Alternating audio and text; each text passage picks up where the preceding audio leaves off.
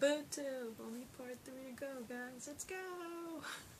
And it is currently 2:20. This is really bad. It's 2 o'clock. But anyway,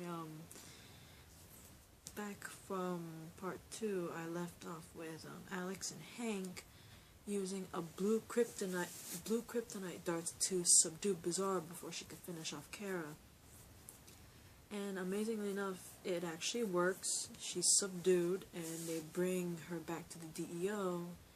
And Bizarro, she's like now all calm and stuff, and she pretty much apologizes to Kara.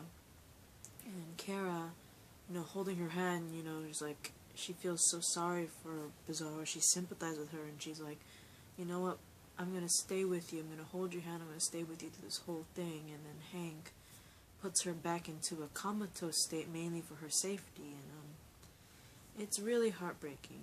It's this poor girl was apparently this poor girl had absolutely, she was in a coma. She had no family, friends, anyone that would sadly enough miss her. And so she had nobody. She was in a coma. Her comatose body was kidnapped by Maxwell Lord, experimented on, and had pretty much a forced cosmetic surgery. Brainwashed and just gone through hell and back, and it was just not right. In all honesty, Maxwell Lord doing that to that poor girl is just, it really is a sad thing. And considering Bizarro is not dead, I don't know if this will be, the last time we'll be seeing Bizarro in action during Supergirl. I don't know if she'll be coming back later on season 1, or if Supergirl does get renewed for a second season, maybe we'll see her there. But for all we know, Bizarro is now put back into is back into comatose state. She's literally been forced back into a coma and is in the DEO possession. So we don't know. Maybe, Bizarro comes out of that coma on her own, or the DEO brings her out of the coma later on in season 1, or if Supergirl does get renewed for a second season, maybe she'll appear there. But this obviously is not the end of Bizarro, considering, Bizarro is not dead. You know what I mean? She's literally not dead. She's just in a coma for now. And, I really do feel very sorry for Bizarro. She kind of reminds you of, like, these people I used to go to school with that were taken advantage of, mainly because they couldn't fight back, because, they had mental disabilities and all that stuff. And it was just, they got teased a lot, and they were taken advantage of by, like, people who are obviously stronger and obviously in ways smarter. And it's upsetting, and I really feel for Bizarro. She did not deserve that. She really didn't. Whoever Bizarro was before she was turned into Bizarro really didn't deserve that. Anyway, in another cell, while Kara's talking to Max manages to threaten Eliza. And if you remember, Eliza Danvers is Alex's biological mother and Kara's adopted mother. And Kara is on the verge of, like, straight up killing Max because, he threatened Eliza, Kara's adopted mother and her adopted sister's real mom. And she's about to go hammer on him, but Alex manages to stop Kara from, killing or threatening Max in any shape or form. And, the next day, Kara actually learns from Kat that Adam is leaving town. And also, Adam mentioned to Kat that, he's leaving town, but will visit Kat from time to time now that they're close and everything. But Adam told Kat, he's only just going to visit Kat from time to time. He has nothing that really is tethering him to stay in National City, which obviously is a little punch to the fact that, Kara broke his heart, right? Kat realizes that Kara is completely different from her, and, not only that, but she really thought that Kara was like herself. Like, Kat literally thought Kara was like herself. I don't remember why she thought Kara was like her in a way, but apparently now she thinks differently. She thinks Kara's completely different from her own personality. Kara is different from Kat's personality, and because also the fact that Kara has broken her son's heart, she suggested, you know what? This whole somewhat friendship thing, it's pretty much ending. Our relationship's gonna strictly remain business-like, like me boss, you assistant from now on. And it really like bums Kara out because she really liked the fact that they were being closer. You know what I mean? They had that close dynamic. They were, in a way, almost like sisters. You know what I mean? It's like Kara had another sister in her, but you know, this whole thing with Adam pretty much changed all of Kat's views on Kara to the point where she's like, I don't want to be close to you. From now on, you're just my assistant. Now you're someone that works under me now from now on. And I don't blame her for being upset, because if I was in her position, I was finally getting close to someone, and finally seeing different from, except for like boss to employee, but like more like friends, even sister figures, I would be kind of heartbroken too if we had to regress to that. You know what I mean? But anyway, Kara also asked Jimmy to join her for drinks, right? But he's like, sorry, I can't, I have to pick up Lucy from the airport. You know, it's kind of somewhat awkward between them.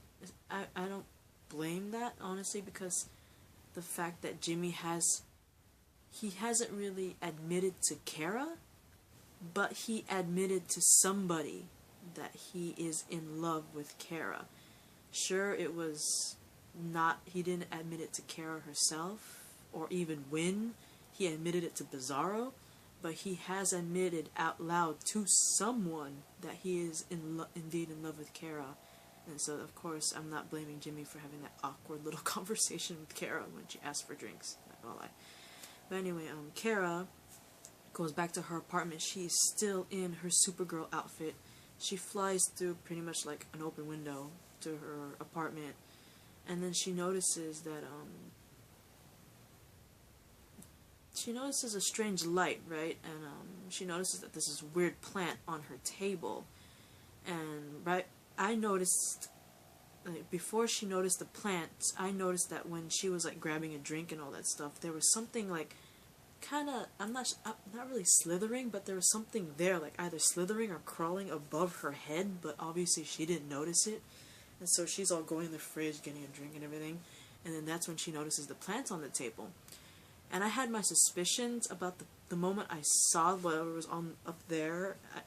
In all honesty, I thought it was Starro. I'm not going to really get into Starro, but Starro is a very well-known villain. If you guys don't know who Starro is, it's pretty much the one villain. I think he's like that one villain that pretty much brought the Justice League together. I'm not sure. You guys could totally correct me if I'm wrong. I could be totally fucking wrong, I don't even know. But anyway, I thought it was Starro, but then when I saw the plant, I was starting to have somewhat flashbacks to the Justice League and Justice League Unlimited show, or even Superman animated series, and my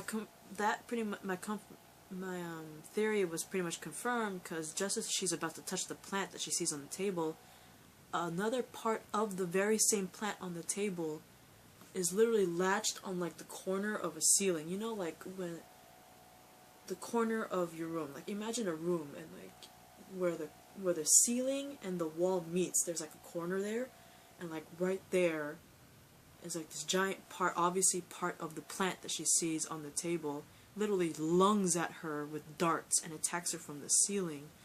And it pretty much confirms it. I'm not sure, I know for a fact it's either the Justice League animation, Justice League Unlimited animation, Superman the animated series, or it could possibly even be Batman Beyond. It's one of those 4 animation shows. It's one of those 4 for sure, but there's a moment where in one of those 4 animations, Superman does get attacked by something that looks exactly like the very same plant we saw, and in that animation, he gets attacked by the plant, and basically Superman is all like daydreaming where he's literally on Krypton, Like nothing happened. Krypton has not died and exploded. He's happily living on Krypton with a beautiful wife and a son. And apparently the plant also managed it in the animated. I want to say it was Justice League because Batman also was in the episode and he also got the same plant stuck to him. And it also made him hallucinate to the point where his hallucination was that during the shooting of his parents, instead of both of his parents, getting shot and dying, his dad fought back and they both are alive and all that shit. So I want to say it's either Justice League or Justice League Unlimited, if that's the case. But apparently it's the same exact plant from that episode, and I got a better confirmation when I saw a sneak preview of the upcoming episode, which is episode 13, which is called For the Girl Who Has Everything. We see a preview of it, and it shows that Kara, just like the Justice League or Justice League Unlimited animated thing, her deja vu thing is basically the same as Superman's, judging by the preview, because in the preview it shows Kara pretty much hallucinating that she's on Krypton living happily with her family. And it's pretty much the same as Superman in the animated, where Krypton's okay, nothing's wrong with Krypton, they're living happily there, and all that stuff. So I like the fact that the next episode, which is 13, pretty much is a huge giant Easter egg to that animated episode, where Superman does also get that same plant attached to him. So I'm looking forward to how that giant Easter egg episode will play out. It'll be really cool if it pretty much plays out almost similarly to that animated episode of Justice League where Superman, you know what I mean? And I'm really looking forward to it. But anyway, this is part 3 of Bizarro. I'm finally done. I'm finally caught up, and now that, because of the fact that I just finished this video, it's official. I am officially caught up with videos for The Flash Season 2, Arrow Season 4, and now that I'm done with Bizarro, I'm officially caught up with Supergirl Season 1, and I'm caught up with DC Legends of Tomorrow Season 1, so I'm caught up with all 4 shows, and hopefully, most likely will be Monday, maybe.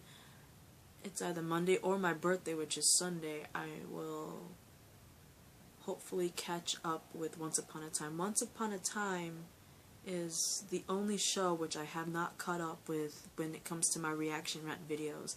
Like I said, I am now caught up with The Flash, Arrow, Legends of Tomorrow, Supergirl, and I'm already caught up with Walking Dead. I've been caught up with Walking Dead already. I've never missed a Walking Dead one. I'm already caught up. I'm ready for the next half of Season 6. The only show that I have not caught up with when it comes to my videos is Once Upon a Time, and hopefully I will catch up with the first half of Once Upon a Time Season 5 before the second half comes back. The second half should be premiering March 6th, 2016, and since it's February right now, I have a whole month, but considering I'm doing Flash, Arrow, Legends of Tomorrow, and Supergirl already, and then on Valentine's Day, Walking Dead comes back, so I'll be doing officially 5 shows. By the time Valentine's Day happens, I'll have 5 shows, so hopefully I'll have enough time for all 5 of those shows, and then catch up with the first half of Once Upon a Time Season 5 before the second half comes in March 6th, so look forward to that, guys. I hope I can catch up on time. And once I get Once Upon a Time, I'll be caught up in all 6 shows. I'm already caught up, luckily, before Walking Dead comes in, before Valentine's Day. But getting all 5 of those shows and their videos and being caught up will be difficult already, not to mention I have to get Once Upon a Time before March. So, wish me luck, guys.